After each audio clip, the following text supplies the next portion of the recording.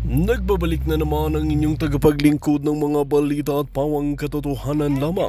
Naging mainit nga na usapin sa mundo ng social media.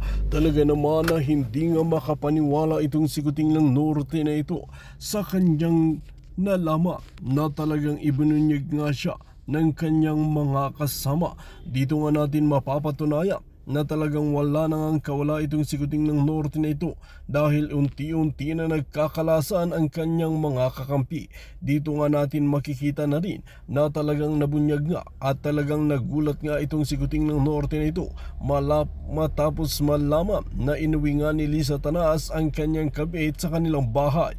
Dito nga natin mapapansin na talagang nasobrahan nga kasi si kuting ng norte ng pulburon kaya hindi niya alam kung ano ang ginagawa ni Liza Tanas sa kanya. Ngayon nga ay naging mainit nga na usapin ito sa mundo ng social media dahil talagang wala talagang kredibilidad itong sikuting ng norte at talagang nagpapauto na lamang sa mga oligarko. Kung pag-aaralan natin ay talagang isa nga si Liza Tanas sa mga kakampi ng mga dilawan.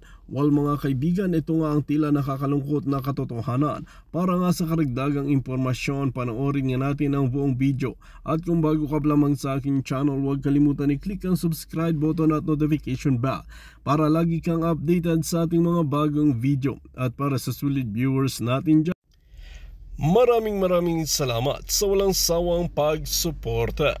Sa Netherlands, sa daig. Tapos doon ko nakita ang pagiging bastos mo, Chipmunk. Ako kasi ayoko nakakakita ng aapi ng kapwa. Bastos ka. Pero binastos ba kita sa harap ng mga supporters, sa harap ng mga nagmamahal kay PRRD? Sabi ko hindi na mag-ayos tayo, pag-usapan natin to. Okay? 'Di ba nag-agree ka, Chipmunk, na magmi-meeting tayo? Nagluto pa nga si Spokes eh. Hindi kayo pumunta kasi mga duwag kayo. Ayaw nyo ng head-on na laban. Gusto nyo magkuda-kuda sa social media, magpaawa effect to get more viewers, to get more followers. Because your intention is not for fighting for the country. Kasi if your intention is for fighting for the country, buboljakin mo o hindi mo poprotektahan si Bangag Jr., ang pamilya niyang adiktos at kawatan. Okay? Ngayon, pinoprotektahan nyo ang mga Marcos. Sino ang nag-utos sa'yo para sabihan ako na Miss Maharlika, hindi pwedeng atakihin si Amy, hindi pwedeng magbangag-bangag video. Yan ang totoo. So ngayon, mga kababayan, kaya po kami nag-organize para sa June 14, nagtatalo pa nga kami ng ng date kasi hindi namin alam kung ano bang the best at yung location. Dahil na-witness ko kung paano bastusin ni Alvin Chipmunk yung mga kasama niya sa dahig. Nung sinabihan niya, sige mag-organize kayo, bakit mo sinasabi yon sa mga taong nakaharap doon na hindi nyo feel? Kasi ang dating sa akin noon, na hindi nila kayang mag-organize. Kaya inutusan mo na sige mag-organize kayo. It's like saying mag-organize kayo kung kaya ninyo. Ano ang nangyari doon? Nung time na umalis kami ng Duterte Street, ano ang sabi ko kay Spokesari? Napakayabang naman ka ako ng Chipmunk na yon. Porket yung mga nandoon ng mga volunteers walang kakayahan na mag-organize. Kaya sabi ko kay Spokes, mag-organize tayo na ipakita natin sa kanila na ipag-unite natin sila, buuhin natin sila. At kasama pa rin po itong si Chipmunk at yung mga kasamahan niya dito sa hindi lang to event namin, kasi this is for PRRD. Inimbita din namin sila. Kasama sila dito sa organization pag-organize namin. At ano ang sabi ko? Lahat po dito bida. Bawat delegates, if you're from Paris, from Belgium, from Switzerland, lahat may representative. Kaya nga po open mic kami. 10 to 5 p.m. ang magiging schedule namin sa June 14, pero pina-finalize pa namin yung schedule. Do you think sa pagbakasyon ko dito, mag-organize ako para magbidabidahan ako? Hindi po ganun kadali mag-organize. Okay, we have to spend, yung group ko, we have to spend our own money. Kasi mag-organize kami.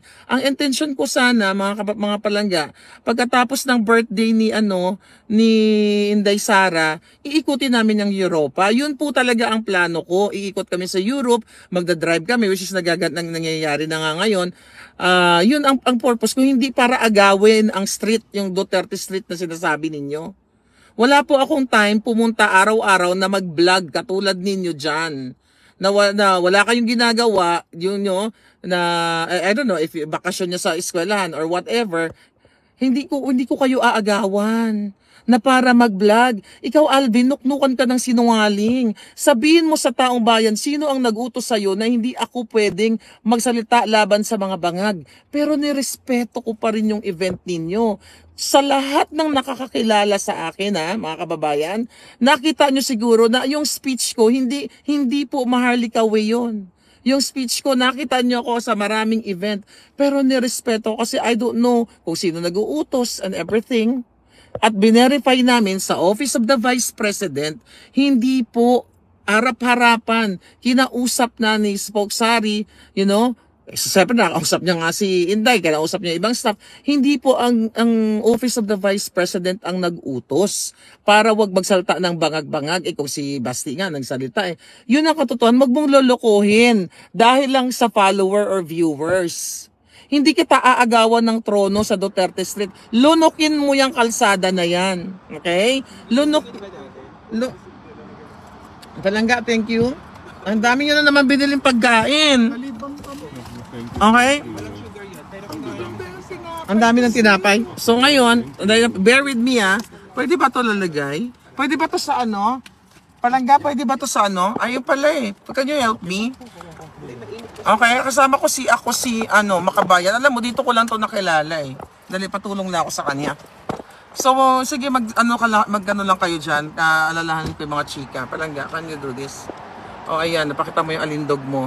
Ayan. Oy, thank you Palangga. Ay, hindi, ganyan. Ay, ganyan. Okay. Oh, wow. Syunga sa gana. Okay, go. Alright, thank you dear, thank you. Saan yung water? Tinapay na tuwa siya, sinyaping na lahat. Asan yung tubig? Palangga pa yung tubig. Thank you. Alright, thank you. Nako, talaga naman si Madam Elena, ang daming... Ayan, thank you. Kasi dapat hindi, thank you.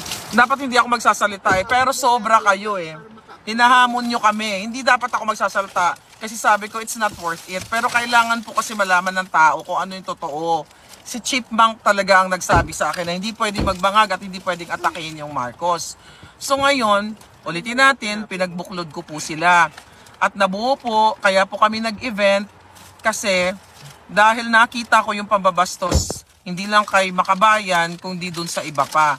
Na hinahamon niya, mag-event kayo, So sabi ko, grabe naman kabastos tong mga to, hindi porkit itong mga volunteers na to. Which is true, wala silang kakayahan mag-organize. Kasi they're just new here at hindi po sila taga-daig. Like itong si Palangga, taga-Yuki siya. Imagine mo nagda-drive yung tao, babastusin mo lang. Diba? Si Ate Beth. Diba? Yung nag-email sa akin, ang dami nag-email sa akin na binastos nyo, mga walang iya kayo. Visit kayo, di ba? Hindi Palangga, di ba? I told you, I'm not supposed to say anything about them kasi parang hindi worth it. Pero I think kailangan malaman ng taong bayan kung ano ang totoo. Kilala ko ng tao. I started vlogging in 2015. Ano pa tanong nyo? Teka, sa salamin ko para mabasa ko. Kasi hindi ko naman napanood yung vlog niya. Mga maliliit lang na information. At saka we're busy here in Switzerland. O di ba? Namamasyal kami. Ayan, labo ng mata. Okay? Sabi nito ay Bismarck kung nasa Swiss ka, napakataas ng internet rate sa Swiss. Ay hindi, kami, AT&T ako, nagbabayad kami ng $12 a month, a day. Yeah. Sabi ni Grace Leonard, volunteer ko no, tapos sabi niya, siya daw nauna. So what? Mas nauna si spokesperson na, well, hindi kami nakikipag-unahan. Oh my God. Tapos sinasabi nila na, ano sabi tungkol kay Harry? Para may sinabi, ano yun? Pinagsisiksikan ni Attorney Harry yung sarili niya sa daig. Tanga ka ba? Putang ina, ayoko sana magmura ng buo eh. Jutang dyan, tanga ka, nagpa-pretend ka ng matalino. Gustong gurgurin ng mga Marcos. Walang sino mang tao na isiksik sa banyagang lugar ang sarili niya, iwanan ng kanyang pamilya dahil gusto niyang isiksik dito, dahil gusto niya magbangag-bangag sa Duterte Street. Oh my God! Tawag dito, Dong. Naunsa man ka? Hindi ano ka palangga? Sabi ko, diet ako, dahil ko nakain kahapon. Bukas na lang ulit ang diet. Mga kabayan, cool lang tayo. Okay, ano pa ba yung mga, ayan. Nahubaran kasi kayo. Nakita kasi kayo on cam. Huli cam kayo. Ang pagiging bastos. Yung may angulo pa ng video eh. Wala lang kasi akong time i-extract yung mga yan. I don't have time for that kachipan ninyo eh. Kaya lang, hindi ko kayang palagpasin ang pambabastos nyo sa kaibigan ko. Ano sabi ko sa mga kaibigan ko? Sabi ko, folks, I could die to defend para sa kaibigan. Sabi ko ganon. Okay, gusto nyo malaman. Okay, I think ito, breaking news to. Sabihin ko na ba yung nilusob tayo dun sa bahay? Okay. Okay, here's the thing. Yung asawa nung nag-XX sa amin, in-intimidate kami sa apartment ni Spokes Harry. Okay, ito yung kwento pala. I-remind nyo ako ha. Kasi witness ko po ito ha, yung aking mga kasama from LA. Si dalawang palangga ko. Nung umuwi kami, sabi ng friend ko, palangga, sabi niya may naghahanap dito kay Spokes Harry. Sabi ni palangga. Tapos sabi ko, sino yan? Isend mo nga yung picture. So, nung nag-send ng picture, kalbo, no? Kalbo yung lalaki. Tapos tinignan ko, sabi ko, naku, mukhang mga gorgorista. You know what I mean, di ba? Baka mamaya padala ni Bangag yan. Okay, ito yung nangyari. Ito, totoong kwento. Ito, ikaw, palangga, ako si Makabayan. Hindi ko siya kilala. I think okay lang magsalita ako, di ba? Kasi totoo naman ito eh. Nung nakita namin yung picture, sabi nito, sabihin ko ba kung sino kasama natin? During that day? What do you think? Yes or no? No na, okay. Sige, may kasama kaming importanteng tao, okay? Wag na.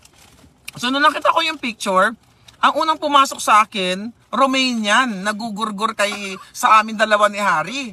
May video po kami, we cannot just show the video kung paano ko hinarap itong kalbo. Okay? So ngayon, sabi nito ni Makabayan, palangga ako nang haharap.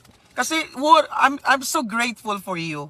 Talagang we love you. Dahil hindi niya kami kilala eh. Gusto niyang harapin yung kalbo. Hindi namin alam kung sino yung tao. Tapos sabi ko kay Spokes, no, stay here in the car. Dahil ikaw ang hinahanap, ako ang haharap. Pinipigilan ako ng dalawa kong kasama. Ang sabi sa akin, palangga, parang, no, wala ka, nasa bahay pala si palangga. Diba? Nasa bahay ka. Sino? Yung mga kasama natin, yung mga follower ko, no? Yung dalawa pala sa likod. Ito, si Navy SEAL, sabi niya, hindi na wag ka na humarap doon, baka magurgur ka. Alam mo kung anong ginawa ko? Bumaba ako sa sasakyan, hinarap ko yung kalbo. Okay? Nung hinarap ko yung kalbo, sabi ko sa kanya, sino ang hinahanap mo? Hinahanap daw niya si Harry. One day, ipaparinig ko sa inyo yung baka yung video pwede kong takpan. I will promise to you guys. Ipaparinig ko or ayusin ko yung video. Basta, one day, wag lang ngayon, nag-i-enjoy po ako sa Switzerland. So, hinarap ko yung kalbo. Sabi ko, sino? Sabi ko, anong kailangan mo? Ang sabi niya, I'm looking for Harry Roque. Sabi ko, sino ka? Sinabi niya yung pangalan, Dan Koff. Okay? Sabi ko, are you? Sabi ko, who sent you here? Are you from what company? O, pinadala ka ba ng gobyerno? But straightforward ako talaga, palangga. Tapos sabi niya, I'm looking for Harry. Sabi ko, can you just relay the message? I'm Harry's friend. Ganyan. Sabi niya, no, it's personal. Tapos bigyan niyang, may binanggit siyang pangalan. Okay? Na ate. Okay? Pangalanan na natin. Ate Jazz. Okay? Kilala daw niya si Ate Jazz. Hindi ko pa naintindihan kung sino si Ate Jazz. So, ang ginawa ko, sabi ko, sino? Basta tinatanong ko kung sino siya dahil akala ko gurgurero talaga. Nung binanggit niya ang pangalang Ate Jazz, tinawagan ko si Jazz. Okay? Sabi ko, Jazz, kilala mo bang taong ito? Dan Cuff daw ang pangalan.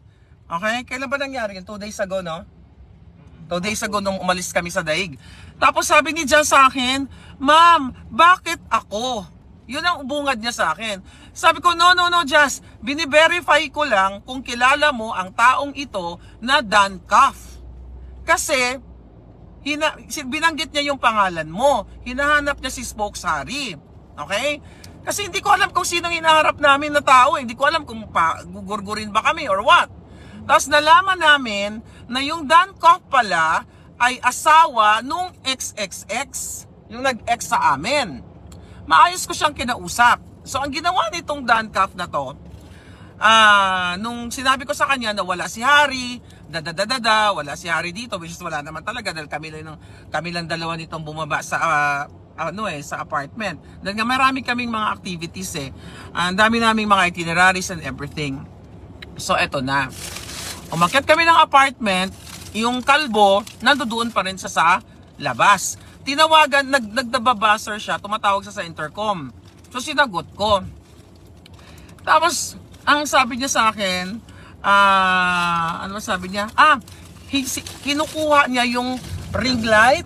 Tapos ring light at saka heater. Diba? Tama, sabi niya, kukunin daw niya yung ring light at saka heater. Hindi ko maintindihan kasi hindi ko pa pala siya nakilala during that time dahil I was really confused kung sino siya.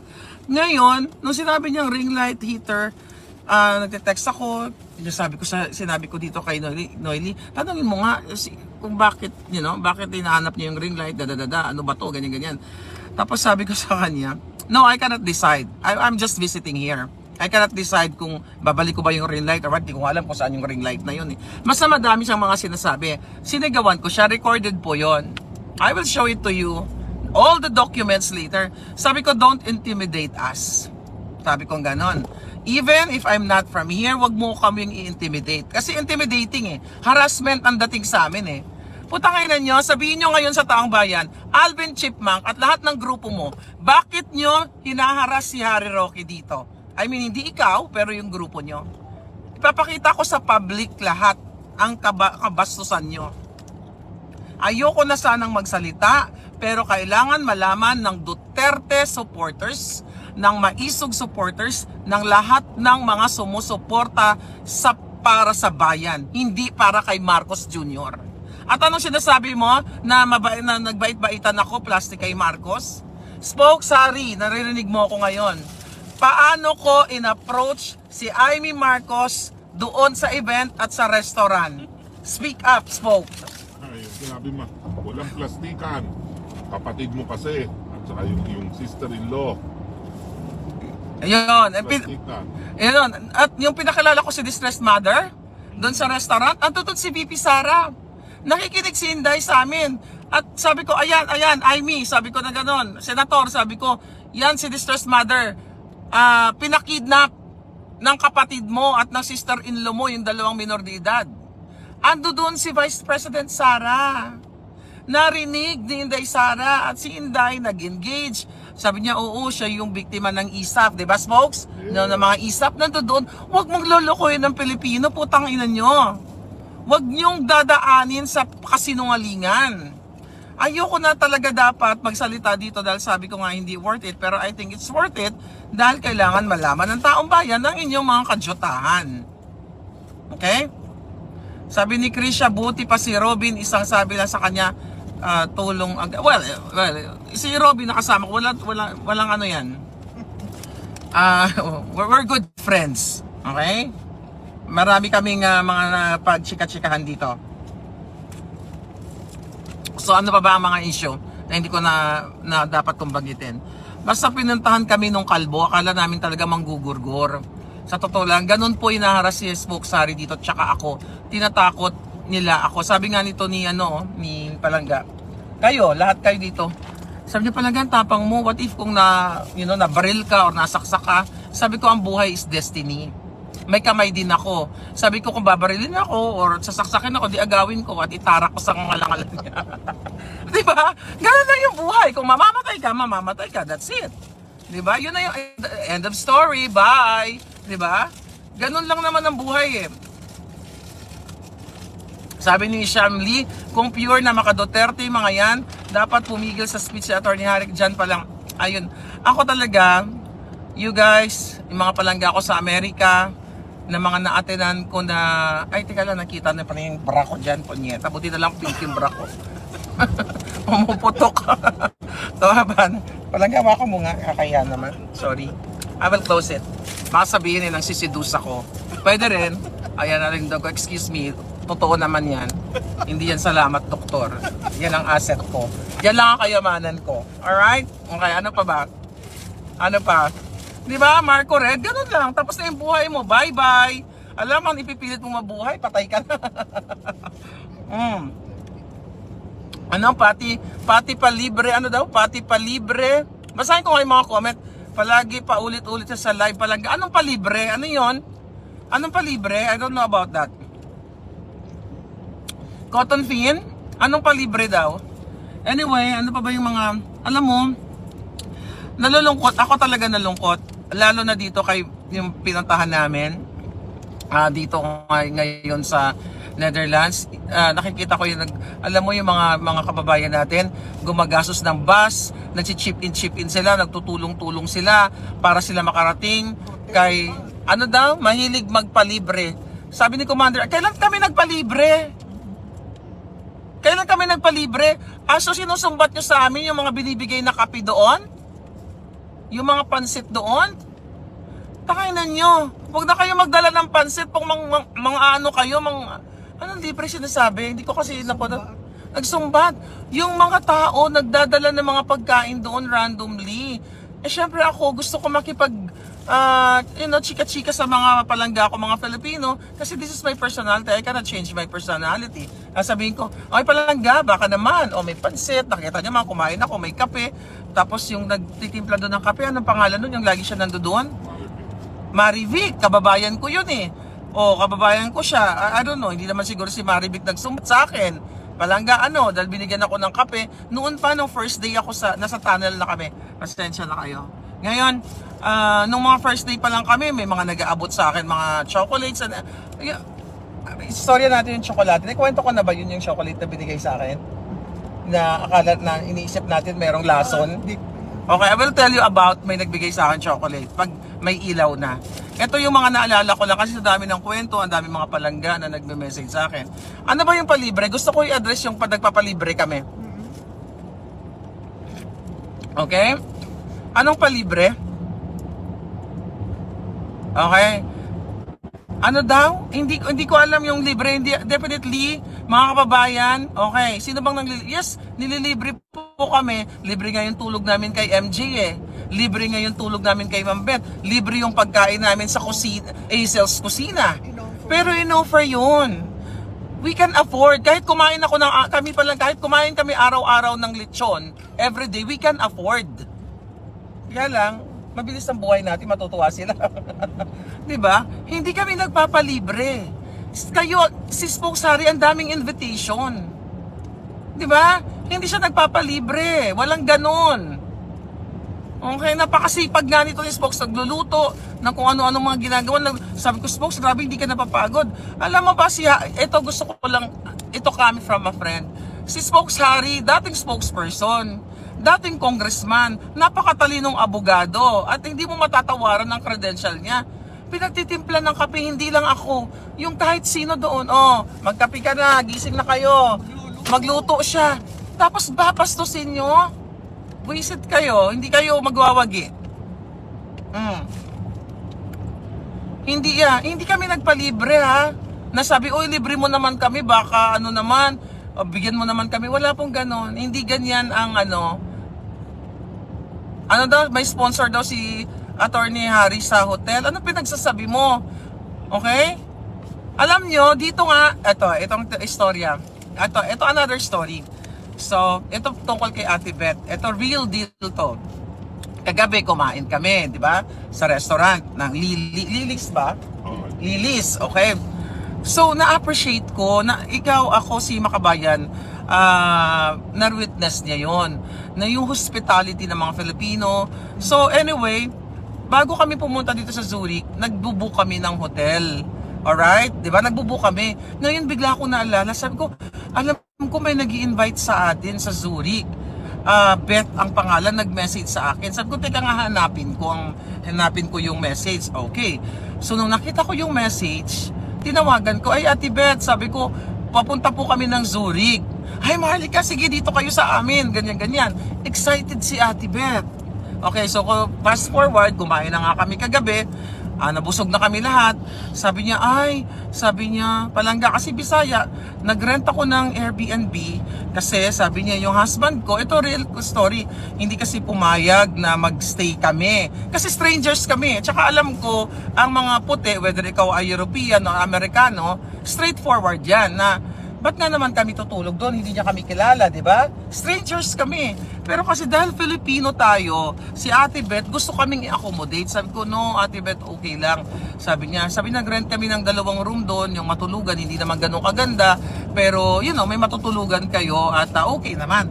Sabi ko, Ate, cowboy kami. Although yung madam ko dito, kaya po niya magbayad ng hotel. Kahit, wag naman masyado kumaya, kahit 10, kahit 10 room. Okay? Kahit 10 room. Yan naman yung totoo, Palangga. Diba? Ngayon sabi ko kay Ate Beth, huwag ka mag-alala, cowboy ako, ganyan, cowboy naman kami, walang problema. Ito na nga. So, akala namin, doon kami matutulog sa Airbnb. So, ngayon, sabi namin, sige, daan mo na lang kami sa parang 7-Eleven sa store. Kasi bibili kami ng shampoo, kundi mga toiletries ba? Hindi dumaan kami, kasama ang palad, nasaraduhan kami. O di 2 minutes late kami, sarado. Anong gagawin namin? Wala kami mga toiletries. Si Ate Beth, gustong-gusto niya kami talagang patulugin sa bahay niya. Tapos ito, spokes, ito hindi mo to nakita, nasa kotse ka. Akin na yung cellphone mo Palangga, i-demo ko lang sa kanila, magdi-demo ko. Okay, anyway, sabi yung kasama ni Ate Beth, si Joy, nakikita ko frustrated yung mukha niya, malungkot. Hindi yun to nakita yung angulo. Dahil Bisaya nga ito mga to, alam ko ang language ng Bisaya. Alam ko ang ugali ng mga kapwa ko Pilipino. So, nagaganyan-ganyan si Ate Joy. Sabi ko, Ate, ba't ka malungkot? Ayaw niya sabihin sa akin. Sabi niya, kasi Maharlika, sabi niya, hindi daw nalinis yung Airbnb. So, parang ayaw kami dalhin doon. So, nag-decide kami, sabi, mag-hotel na lang kami, walang problema. Maghanap na lang kami ng hotel. Tapos itong si Ate Beth, gustong-gusto niya kami accommodate. So kinakausap niya yung husband niya. Tapos ngayon, nung kinausap niya, finally nag-agree. Tapos tuwang-tuwa si Ate Beth kasi gustong-gusto niya kami patulugin. Sabi niya, Day, kasi Bisaya nga, okay na sa kanya. Naku, kahapon, alam mo, ayaw na ayaw niya, galit na galit, nag-aaway pa kami. Sabi niya, pero okay na, happy na siya. Tapos sabi ko, okay lang ba talaga? Oh shit, ang ganda ng view. Dali lang. Ay, hindi ko magalaw yung Ayan, ang ganda ng view. Ayan, ang ganda ng view. Okay, tuloy natin yung kwento Again, nasa Switzerland pa rin po tayo. Ang ganda. Ay, doon sa kabila, ang ganda ng... Pero marami pang view mamaya. So ngayon, ako, sabi nung si Eric, kasama namin, nag-convoy kami ngayon. Sabi ko, Eric, is it okay? Are you sure? Yeah. Tapos nakita ko yung sincerity ng tao. Ako, ayoko yung ma-feel ni Eric, yung husband niya na Swiss, na parang nung una kasi 'di ba parang nag-uusap pa kung tutulog ba kami or hindi. Gusto ko kasi i-appreciate yung gesture na okay, pwede na kami matulog. So to cut the long story short, dahil gusto naming ina-appreciate namin yung tulong, natulog kami. Ang taas ng bahay, Diyos ko po, ang daming hagdan, sa totoo lang napagod kami. Nasa kami, attic nga kami natulog. Si Spokes sa isang room, ito si Palangga sa couch. Ang ganda ng bahay. Tapos explain si Ate Beth. Naku, pasensya ka na kasi every week nasa dahig kami kaya hindi masyado maayos yung bahay. No, sabi ko matulog ka. So alam mo ginawa ko, binuksan ko yung mga cabinet. Yung lagyan ng mga kumot, ng mga towel, sabi ko, ituro mo sa akin, nasa ng kumot, nasa yung mga towel, you go to sleep, I'll take care of it. Yun yung ginawa ko, kaya binuksan ko yung mga cabinet nila, so kumuha kami ng, I feel home. Kasi na-appreciate ko yung pagmamahal at hospitality ng Pilipinas.